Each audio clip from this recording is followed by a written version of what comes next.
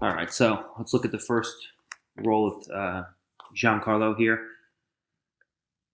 Um, and keep in mind, this is again, um, this is I always talk about for educational purposes. Obviously, I'm not trying to play my A game and finish everyone in the first 2 seconds and only show you guys like one series of moves. I let guys try to escape. Um, try to get as late into recoveries as possible. Sometimes the guy ends up escaping, and sometimes I can almost he almost gets out, but I end up breaking through and getting to a recovery or submission or whatever the case is. But a lot of transitions here that we're going to look at. So you notice right away, just as I was talking about, I'm always threatening the uh, possibility of a strangle. You see how he's trying to focus on escaping, but every time he does, I always focus on constantly attacking his neck there. And you see, we already have a hand trapped right away. So I take one underhook side. I have a single cross wrist, and left leg fires up and over. Hands trapped. And I can't quite cross my ankles yet because he has my foot trapped in between his two legs. But I'm looking to try to cross my ankles, get underneath his jaw.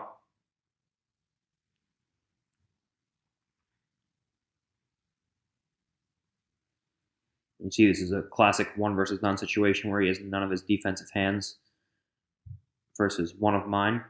Does a good job of freeing his arm because I couldn't cross my ankles right there because he had my foot trapped between his legs still.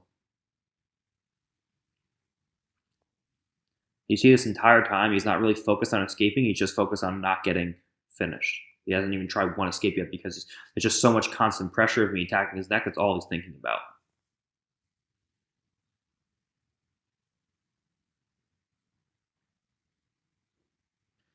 You see, again, controlling the cross wrist.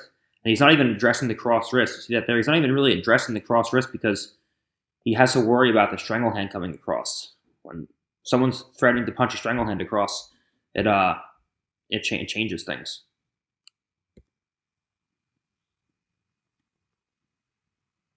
So we'll take a look here.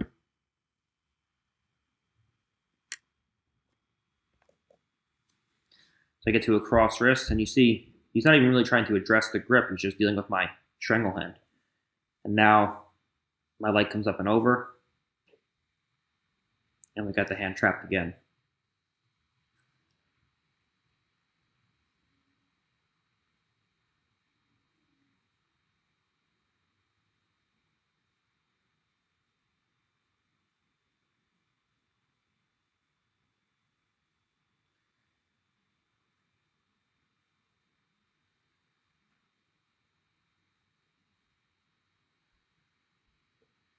And you see he was low enough where I could have transitioned to a back triangle there, but I wanted to just finish from the back. You can see now I have a bottom side body triangle where his hand's really trapped in there now.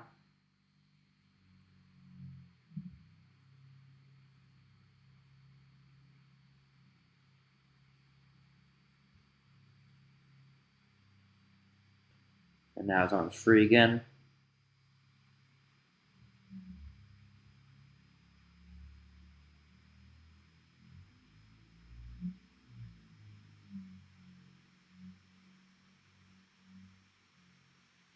You see it following through there.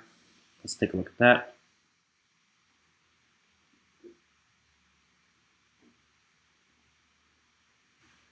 So he goes to turtle.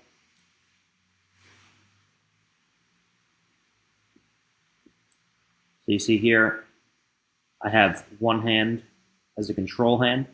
And the reason why he can't turn internally inside my legs is because I still have the inside elbow position with my right elbow inside of his right elbow in this case. So he can't fully turn inside to my guard. And now, the second he goes to get up, I follow his head with mine. So that my hips now and head are higher than his. And now I stay up behind him. I switch right to a power half immediately. I sit him back down to the floor, and I switch immediately back to back head and arm.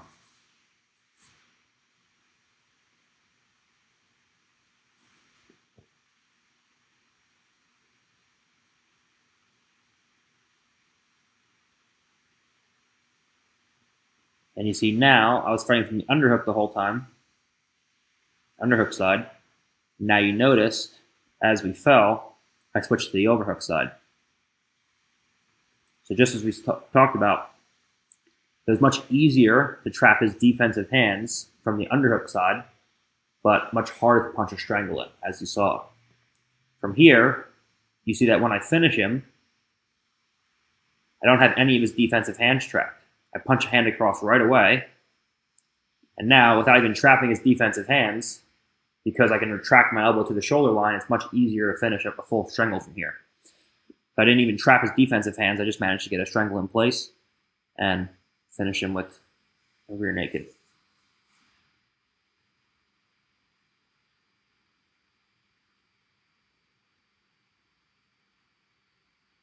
Oh, I also forgot, this is after we did the turtle rounds for the commentary, and we did the back rounds same day. This is like my 10th match in a row with like fresh guys. So I was like, why am I so tired? But I just realized it was like the hour. It was like an hour into the rolling session already.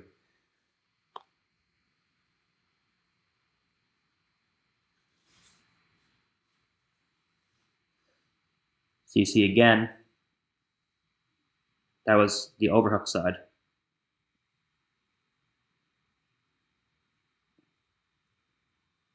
So we come in. He moves over to the overhook side, and now I punch a hand through, and we get to a full strangle. So he moves over. As he moves over, he doesn't bring his primary defensive hand in. So you see, I have his primary defensive hand controlled. You see that? It's very subtle there. My right hand controls his primary defensive hand. So as he goes to switch, he doesn't have a chance to set it again before he moves over, and my left hand comes through, and now full strangle's locked. And he does a good job of posting on the elbow and getting it through, but I still have a hand all the way across. He does a good job when I neck pommel to the opposite side. He does a good job of fighting it off once again. And you see how his head was out.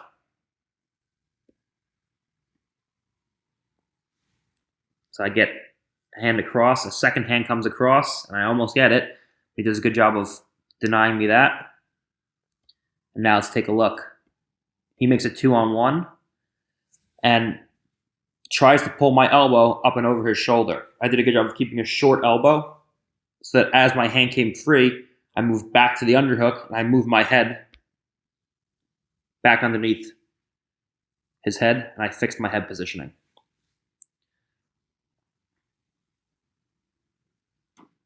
And that was the end of that round. So a lot of good stuff there. You see the clear difference between the ability to trap arms and finish a strangle from both sides. I trapped his arm multiple times from the underhook side, but it was hard to actually finish a strangle. Couldn't get as hard time getting underneath his chin. I couldn't retract my arm as good. Whereas on the overhook side, I couldn't really trap his arms effectively, but I was able to punch strangles in much easier. Second round with Placido. Take a look.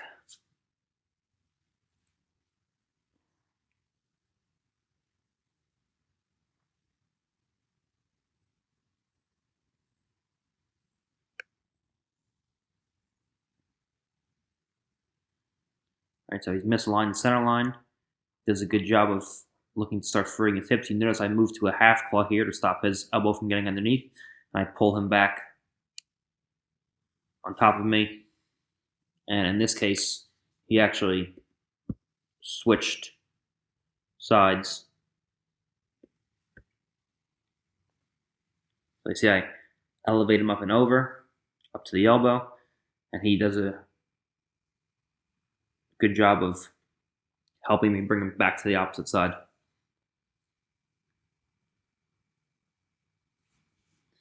You see immediately cross wrist gripping, trapping hands. Hand goes behind his back, and now he steps over my bottom hook. I transition to a Kimura. He does a good job of bringing his knee back inside. And now as he goes to come up, I insert a knee underneath, and I switch right back to back head and arm, and recapture the back.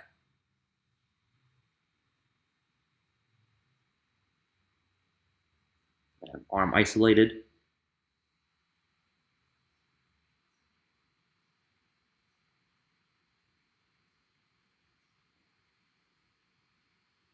Claw grip. Far hook. And rolling across to the opposite side, just as we spoke about.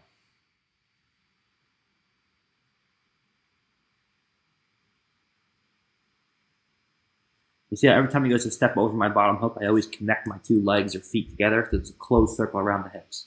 Makes it incredibly hard for people to clear hooks. Now arm trapped again. This will probably be the best time for Oshiro Sankaku.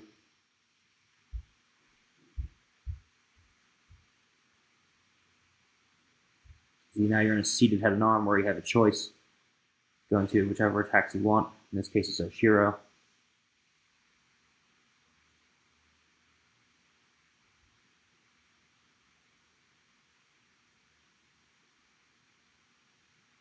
Switch back to a crucifix.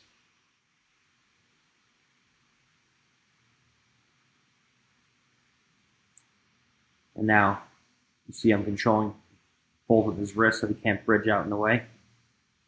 The second his hips come up, because I control the wrist and I had good head position, I was able to get my hips back underneath his.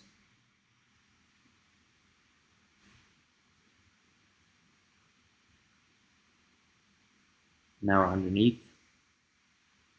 Now I have good head positioning, so when he raises his hips, it's easy for me to get my hips back underneath his. You see how even though he's misaligned his head, I still have decent head positioning.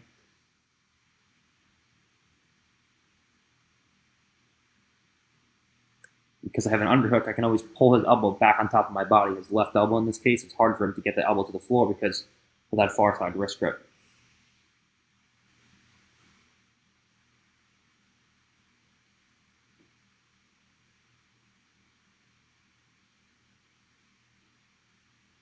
You see now he's focusing on escaping with the hooks, but the strangle comes in.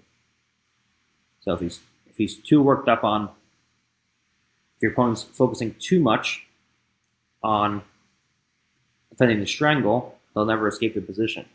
But if they're focused too much on escaping the position, as you see here, then they'll give up the strangle.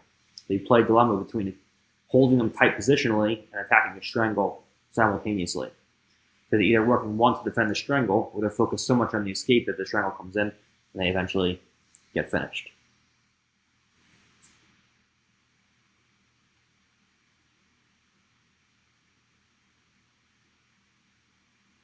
Again, using that half claw.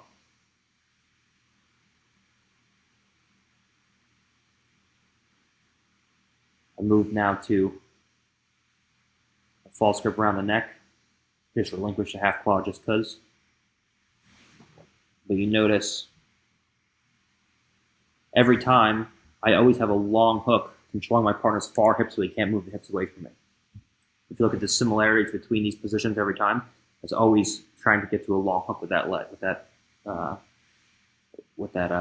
hook.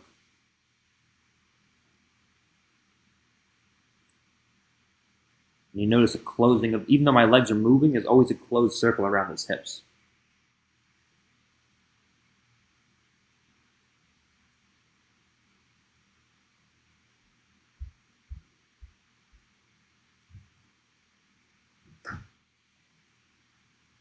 And once again, he was so caught up in pommeling with the legs, his neck was exposed.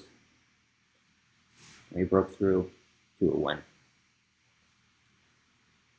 And that's the end of that one. All right, so let's take a look here.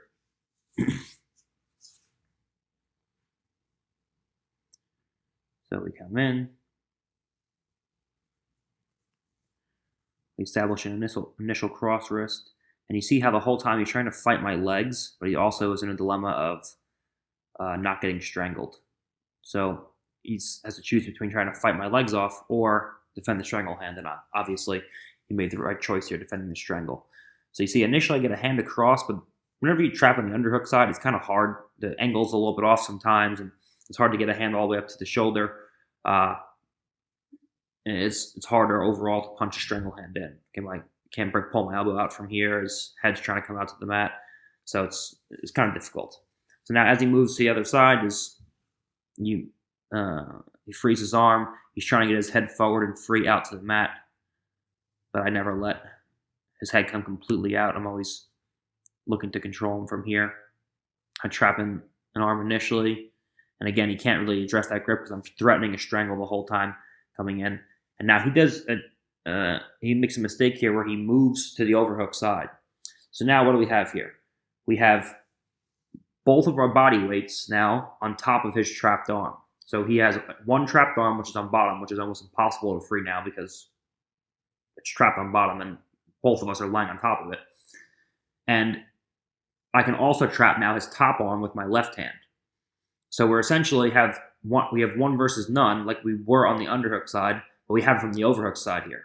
So this makes it not only easy to punch my hand across for a strangle, but incredibly easy for me to extract my control hand so I can get my elbow in the same axis as my shoulder line and then punch a strangle in place. This is like the worst case scenario where you have a hand trapped on bottom and you're on the overhook side. I can easily punch a hand across and get to a strangle. So I see I trap his hand here, and now when the hand comes across, it's the easiest thing in the world once I clear his hands to extract my elbow and punch a strangle in place.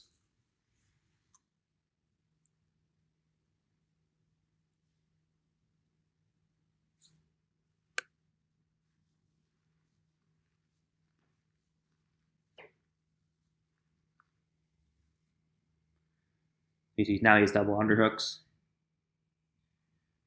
or I have double underhooks rather, and he's trying to free himself, and that time he actually does get out. So you see what I tried to do was follow him with the claw grip, but my head wasn't able to stay behind his elbow. His head was too high, and I wasn't able to keep my left ear connected to his deltoid, and he reached around my head and got the arm back.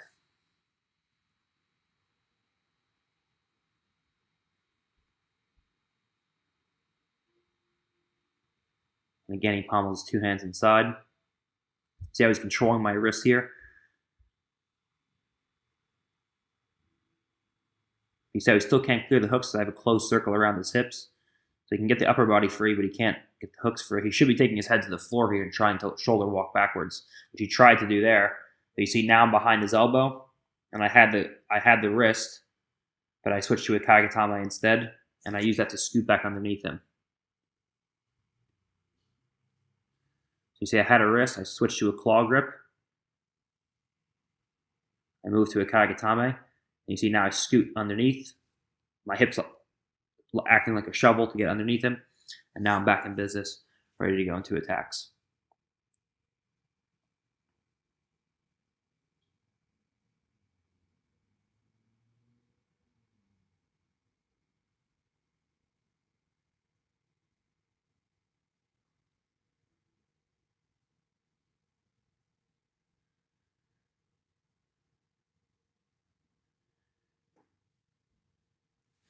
See how he tried to sit up there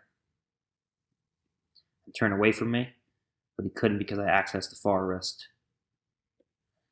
So as he went to go sit up, I got to the far hip, and even though he has control of my wrist, it serves the same purpose. It's wrist to wrist. So when he goes to turn away from me, he can't, and then he goes to lay down and bring his shoulders to the floor. He tries to bring his head and shoulders out, but he can't because I punch my overhook arm back in place. So as he goes to sit up, I follow him. I get to the far hip. He controls my wrist. And now, as he goes to bring his back to the floor, he tries to bring his back to the floor and move out and away from me. And I'm ready for it, and my right hand shoots up and over his shoulder. And now he's trapped again in a high ball ride.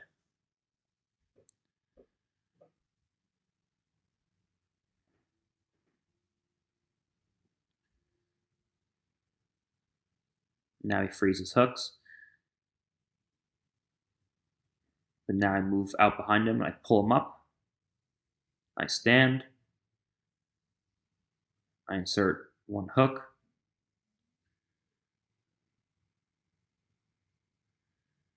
Second hook. And now he tries to rotate internally inside. You see I'm posting on his elbow. So he can't get his elbow down to the floor yet. Now,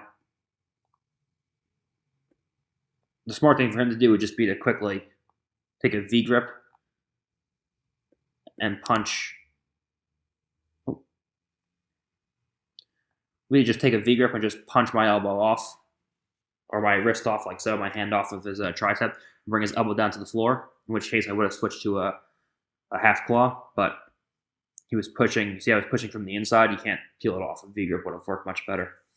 And then from here, the round ends, and that's that roll. So you see, there's always the general theme in place where the underhook side, we're always looking for cross wrist grips, and I can trap the arms easily, but a little bit harder to punch a strangle in. Whereas on the overhook side, you don't really see me trapping hands too often, but especially two hands. But it's much easier for me to actually lock a strangle when I get a hand across the neck. Here's another one with Giancarlo.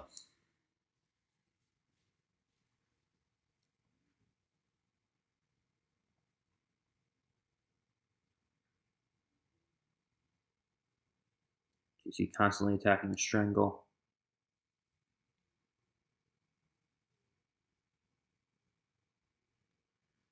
Got a hand across.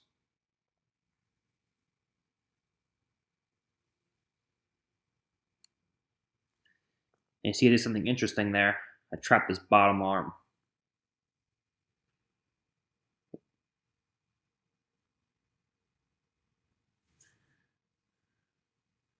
So on the underhook side, now this shouldn't really happen because he shouldn't be pushing me back to the overhook side, because that would make it easier to pull my hand out and strangle him. So this is just a mistake on his part. So this, if you're going against someone who's highly skilled, who knows what's going on, I mean, he did a really good job from a defensive perspective. But I'm talking about like top 3 guys in the world wouldn't do this, because now it makes it easy. See, my left hand, or my right hand rather, is free to play around how I want. It's not stuck under his body anymore. So instead of trying to punch a strangle hand in, I actually push his hand down, and because now I have 2 weightless legs because he's sitting on top of me, I actually trapped his hand underneath both of our bodies, and I had one hand trapped. So now we're still on the underhook side, technically, but his hand is trapped. So now I have to make a decision. Where am I going to go? Am I going to stay with the left hand strangle hand across, or am I going to bring my right hand strangle hand across and switch to the overhook side? And there we go. Now I switch to the overhook strangle hand side.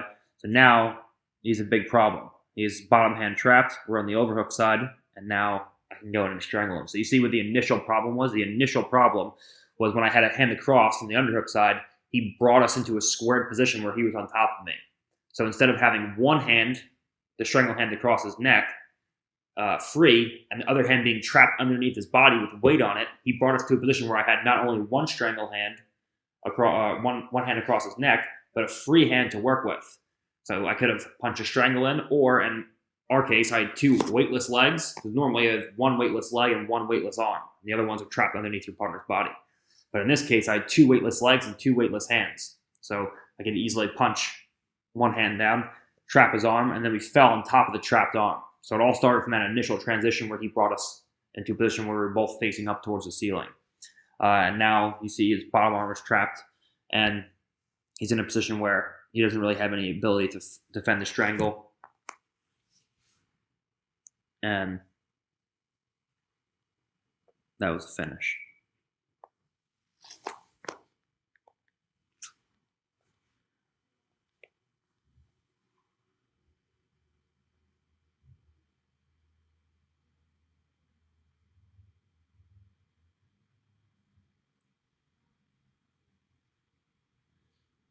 You see he's looking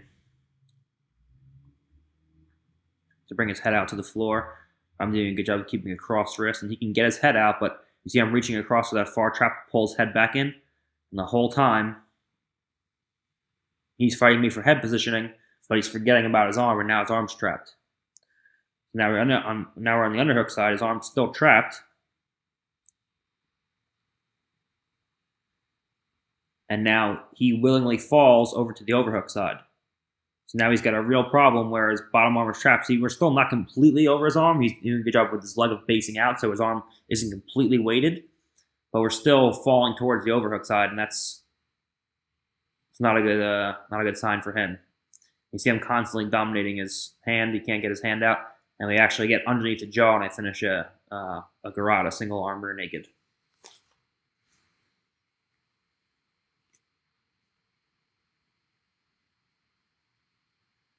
Now this time he escapes his hips. He tries to hop over to the opposite side of my body, and he actually does manage to escape. So his hips come free. When his hips come free, he does a really good job of not bringing his back to the floor, but he hops across and he puts weight on my top knee so my legs get crushed together. So I had no ability to open my legs to put wedges outside of his hips from here, so his hips are completely free.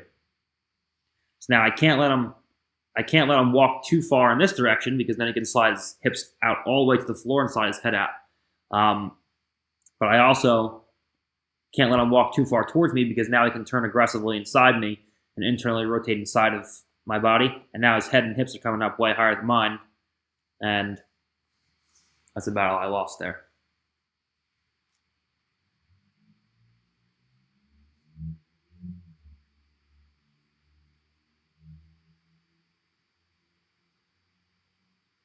Now his hooks are out on the underhook side. You see I'm keeping good head positioning, making sure that he can't bring his head to the floor. I'm walking out and away. You see my head is just glued to his, so that when he goes to scoot out and away from me, he does, but I switch to a Kimura, reinsert one hook, and now we're in a seated head and arm. Now he does a good job of putting weight over my leg, but I'm making another adjustment. And you see the whole time, this Kimura is what is saving me here. He actually does manage to scoot out and away. He does a really good job of scooting down and away from me. So I lose the head, but the arm remains. Now, when he goes to recover, I'm in a seated head and arm where I have two free legs, two weightless legs to start attacking. And now I want to sit across to my right hip, but he does a great job of forcing me to my left hip. So now I'm down on my butt. I have my left leg on the ground, and I have to readjust by sliding my left knee up. There it goes. And now I can start sitting across to my right hip. Second time, he does a good job of forcing me to move towards my left hip so I didn't get a clean sit all the way across to my right hip.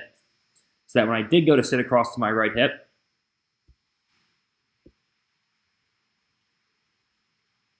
so you notice, as I go to sit, there's clear momentum going out towards my right side. He stops that halfway and starts putting pressure over my left hip with his head. So I didn't fall all the way across. And as that happened, he's too low to get strangled, so he knows that he can use one of his hands to clear my hook off. And now, again, I have no hooks in place, but I have two weightless legs. So now from here, one hook comes in, and he bridges into me and gives me my second hook. Now he goes to turn away from me, but I managed to follow him and keep my head higher than his. Follow him into turtle. Now I switch to a full power half, which you can find in Attacking Turtle. And now we're back to square one. I recapture his back after he was almost into a full escape and managed to reclaim the attacking position. Now he's doing a good job of keeping both my hands underneath. So there's no real threat of a strangle here, but now my hand comes back outside. He constantly threatening the neck. Always making him think that the hand's coming across. Now we're on the underhook side. You see I switched sides. You see how he switched sides on me. So we were on the underhook side. He switched sides, so I should have been on the overhook side, but I switched my hand, so I ended up back on the underhook side. So I let him take his hooks out, and when I went to go recover, he did a good job of slipping his head in between the space available. So you see, as I went to get out, or I let his hooks come out in the way, as I went to go come up behind him, he did a good job of posting on my armpit and slipping his head right in between the space between my head and my shoulder before I can get ear to ear. So you see I wasn't quite ear to ear yet?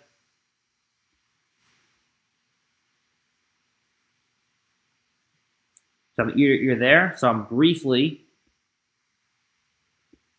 ear to ear.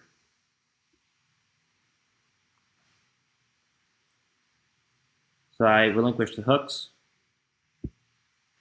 Briefly ear to ear, but right about here, it starts to slip out. It's very, very fast, but let's try to take a look.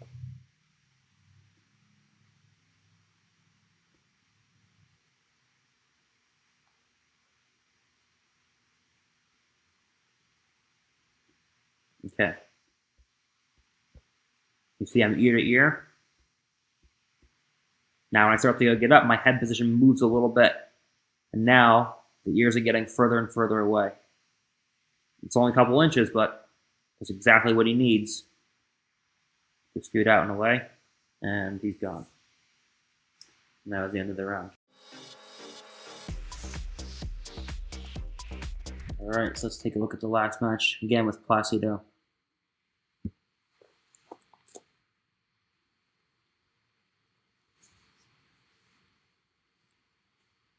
So hooks come out. Again, I'm ear to ear, looking to sit him up. Now he turtles. He steps up one leg with an inside leg stand up, but that gives me a hook and leads me right into diagonal control with the power half, and I was able to sit him down. So let's take a look there. It's more attacking turtle, but we can take a look at it anyways.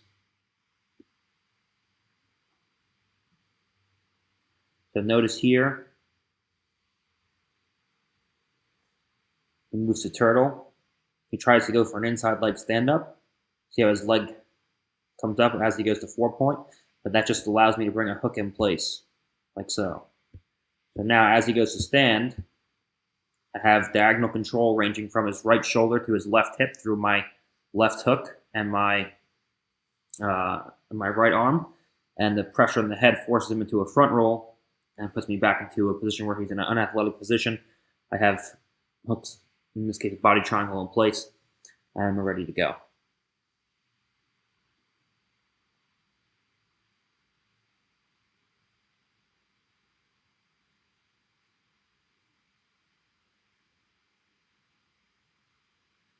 See, the whole time, there's always that threat of a strangle hand coming up.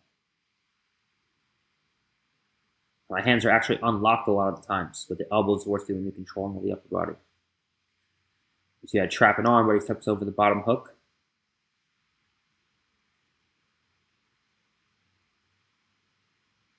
He tries to hop over, but the pressure on the Kimura makes it impossible to do that.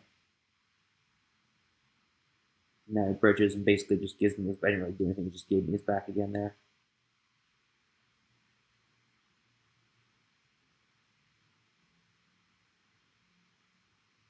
A long hook coming into play. Far wrist. He goes to turtle away. You see now his hook's out, and now you see him utilizing that claw and that far wrist to start climbing up underneath him. See how he can't get his arm back behind my head? I'm always staying behind his elbows, keeping that chest to back connection. Now he's gone. I'm staying heavy with the claw. And now as he goes to move,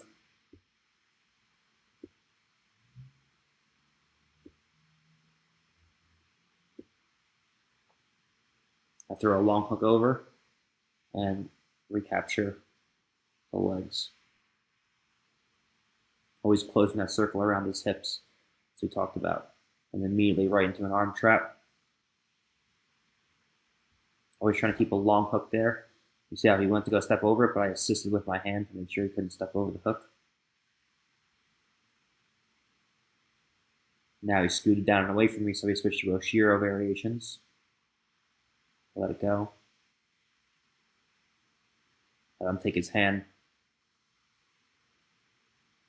down and behind him to try to free it, but now he's has two hands trapped and he's in a crucifix. Some crucifix working here. Now we're back to a seated head and arm. Now we're looking to transition into front triangles, where if he turns into me, he moves right into a different series of triangles, and front triangle finishes them. Okay, so this is a clear depiction of how one system is integrated with another. If he defends the back and scoots away from you, we start moving into triangle series here. We have both front triangle series, back triangle series, crucifix series.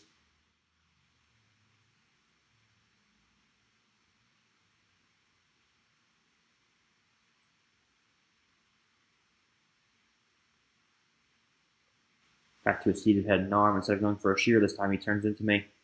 And we end up with a Mote Senkaku, cutting an angle and getting a finish.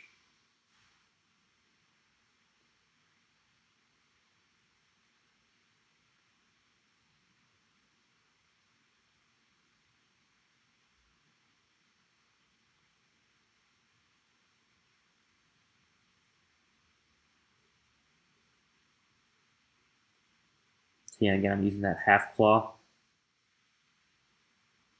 long hook, build my way up, and then pull him back underneath.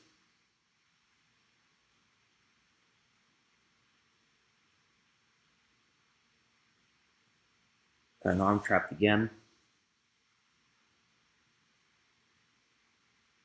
So we move across to the opposite side.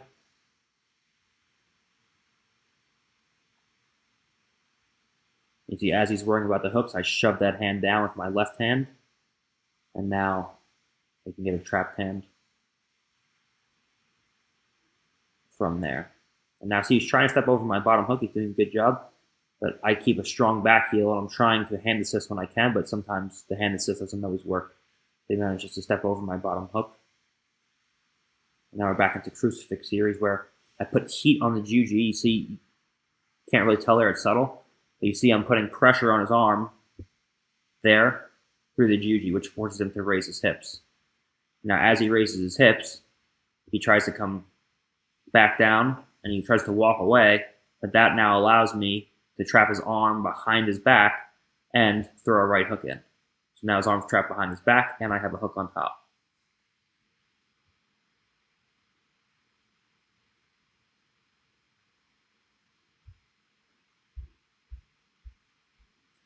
Now he's trying to move his hips around, but the strangle hand comes in, and that was the end of the last round there. So a lot of good information. If you noticed, two big things, or a couple big things. Number one is that there's always a constant dilemma between your partner deciding whether or not they want to escape or not get finished. If they're trying to escape, I try to finish them. If they're trying not to get finished, then they can't, or they're trying not to get finished, and their hands are occupied up here. They're mentally thinking about not getting finished, and they can't escape at the same time. Okay, so I don't just hold people. I'm always open hands, controlling with the elbows, and looking to trap hands effectively. Another thing you saw that was very evident is it's much easier, as you see, to trap hands from the underhook side, but a lot harder to get a strangle hand across, as we talked about. From the overhook side, every time I did finish from the overhook side, I didn't even have a hand trapped. I was just able to punch a hand across, and because I had that free hand to move around with, I can easily punch hands off and then punch a strangle in right away. And always looking to use a combination of good head positioning and good leg position to recover when our partner starts to scoot out and away. I utilize that long hook a lot to start to slide my knee up and then pull guys back in. And when the upper body was gone, I used a lot of claw grip variations, both half claw and full claw, to get to a position where I can shoot my back underneath them, align our center lines, and get that so precious upper back exposure that we talked about throughout the series. So hopefully you guys liked it.